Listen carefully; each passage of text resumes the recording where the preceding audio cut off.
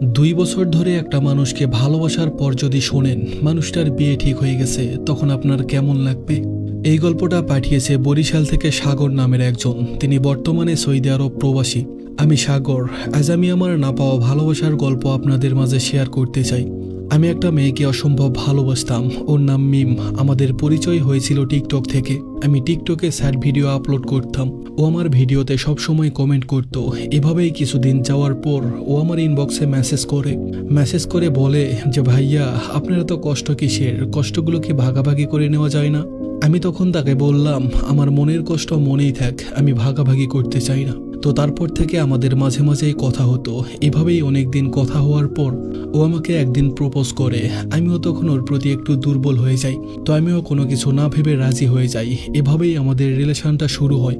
আমাদের রিলেশনের বয়স যখন 1.5 বছর, তখন ওর পরিবার থেকে বিয়ের জন্য চাপ দিতে থাকে। তখনও আমাকে বলে, তুমি দেশে কবে আসবে? আমার পরিবার আমাকে বিয়ের জন্য খুব প্রেশার দিচ্ছে। আমি তখন তাকে বললাম, আমি কুরবানি ঈদের পরে আসবো। এর মধ্যে ওকে 2 জায়গা থেকে দেখে গেছে, কিন্তু ওর একটাই কথা, ও এখন বিয়ে করবে না। ওর পরিবার ওকে অনেক চাপ দিতে থাকে। ওর পরিবারের সাথেও যখন পেরে উঠতে পারছিল না, তখনও আমাকে বলল, তুমি বিদেশে থাকো, সমস্যা নেই, তুমি আমার বাড়িতে বিয়ের প্রস্তাব পাঠাও। তখন আমি আমার একটা বন্ধু ছিল, ওর বোনকে দিয়ে ওর বাড়িতে প্রস্তাব পাঠাই।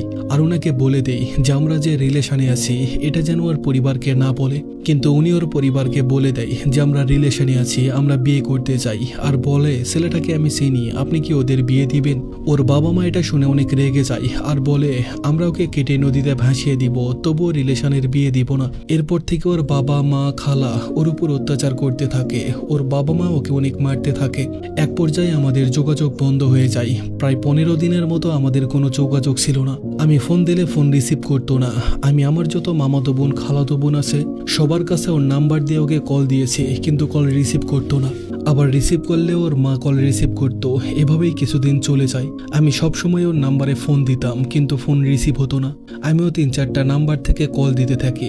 এক পর্যায়ে ওর মা কলটা রিসিভ করে। পরে আমি আমার পরিচয়টা দেই। ওর মা তখন কান্না করতে করতে বলে, বাবা তুমি আমার মেয়েকে ভুলে যাও, আমার মেয়ের বয়স খুব কম, আমরা এখন ওকে বিয়ে দিব না, আর রিলেশনের বিয়ে তো দিবই না। আমি তখন কান্না করতে করতে ওনাকে বলি, আমি মিমকে অনেক ভালোবাসি আন্টি, আমি ওকে ছাড়া থাকতে পারবো না, আপনার পায়ে পড়ি, আপনি ওকে আমার থেকে কেড়ে নিয়েন না। এভাবেই বলতে বলতে অনেক কান্না করতে থাকি, কিন্তু আমার কান্না দেখে ওনার মন গলেনি। আমিও হাল ছাড়িনি। ওনাকে অনেক বোঝানোর পর একটা পর্যায়ে উনি মেনে নেয় বিষয়টা, কিন্তু ওর বাবা বিষয়টা মেনে নেয়নি। এর মধ্যে ওর বাবা খালা ফুপ্পি ভাই সবাই ওর সাথে অনেক অত্যাচার করে। আর আরেকটা সম্বন্ধ নিয়ে আসে ওকে বিয়ে দেওয়ার জন্য। তখনও সবার সামনে বলে, আমাকে বিয়ে দিলে ওর সাথেই দিতে হবে, আর যদি অন্য জায়গায় বিয়ে দেন তাহলে আমি পরের দিন চলে আসবো, আর নয়তো গলায় দড়ি দিব। এই কথাটা শোনার পর ওকে যারা দেখতে আসছিল তারা চলে যায়। পরে তার পরিবার আমাকে ফোন করে, আমার পরিবারের নাম্বার নেই। আমার পরিবারের সাথে কথা বলে তারা রাজি হয়ে যায়। তারপর থেকে আমরা ভালোভাবেই কথা বলতাম। আমি অনেক খুশি ছিলাম। আমার তখন মনে হচ্ছিল আমি হয়তো ওকে পেয়ে গেছি। তো তারপর ওর পরিবার বলে যে ওনারা আমাদের বাড়িতে যাবে। পরে রমজান মাসে ওনারা আমাদের বাড়িতে যায় আমাদের বাড়িঘর দেখতে। আমাদের বাড়িঘর ওনাদের পছন্দ হয়। পরে ওরা আমাদেরও যেতে বলে। আমরা বলেছিলাম আমরা ঈদের পরে যাব। তো তারপর থেকে আমরা পরিবারের সামনেই কথা বলতাম, যেহেতু আমাদের কথাবার্তা হয়ে আছে। আমাদের এমনও দিন গেছে আমরা 18 ঘন্টা পর্যন্ত কথা বলেছি। ও আমার থেকে একটা কসম নিয়েছিল যে আমি কোনোদিন সিগারেট বা নেশা জাতীয় কিছু খেতে পারবো না। আমিও তাকে কথা দিয়েছিলাম আমি জীবনেও কোনোদিন নেশা করব না। সেও আমাকে কোরআন শরীফ ছুঁয়ে কসম করে বলেছিল, আমি কোনোদিন তোমাকে ছেড়ে যাব না, যত যাই কিছু হয়ে যাক না কেন। তো যাই হোক, এভাবেই কিছুদিন পর ঈদ চলে আসে। ঈদের 8 দিন পর আমার পরিবার ওদের বাড়িতে যায়, আর আসার সময় ওদের দাওয়াত দিয়ে আসে। আমাদের সবকিছু প্রায় ঠিকঠাক, শুধু বিয়ের দিন তারিখটা বাকি ছিল। এর মধ্যে ওর পরিবার বলল শুধু আংটি পরিয়ে রাখবে, আর আমার পরিবার বলল যে না, একবারে বিয়ে করে বউ বাড়িতে নিয়ে যাবে। কিন্তু ওনারা বলল যে না, জামাই যেহেতু বিদেশে তাই এখন আংটি পরিয়ে রাখবো, দেশে আসলে বিয়ে হবে। এসব নিয়ে তার পরিবার আর আমার পরিবারের কথা কাটাকাটি হয়। এক পর্যায়ে ওনারা বলে, ঠিক আছে আপনাদের পরে জানাবো, আমরা এখন বিয়ে দিব নাকি শুধু আংটি পরিয়ে রাখবো সেটা পরে জানাবো। তো ওনারা বাড়িতে চলে যায়। পরে যাওয়ার পর আমার নাম্বার, আমার পরিবারের সবার নাম্বার ওরা ব্লক করে দেয়। আমি আর আমার পরিবার কোনোভাবেই ওদের সাথে যোগাযোগ করতে পারছিলাম না। পরে আমি আমার বন্ধুর বোনের সাথে যোগাযোগ করি। সে বলে তোমার সাথে বিয়ে দিবে না। তার অন্য জায়গায় বিয়ে ঠিক করতেছে। এটা শুনে আমার মাথা পাগল হয়ে যায়। আমি কি করব কিছুই বুঝতে পারছিলাম না। ওর সাথে কোনো রকম যোগাযোগও করতে পারছিলাম না।